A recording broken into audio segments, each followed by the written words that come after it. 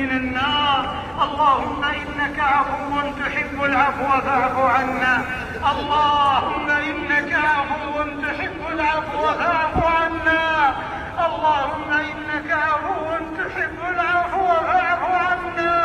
اعف عنا وعن آبائنا وأمهاتنا وولاة أمرنا وعلمائنا وأزواجنا وذرياتنا وذوي رحمنا وأقاربنا ومن أحبنا فيه ومن أحببناه فيه وإخواننا المسلمين. اعف عنا يا كريم يا حليم يا واسع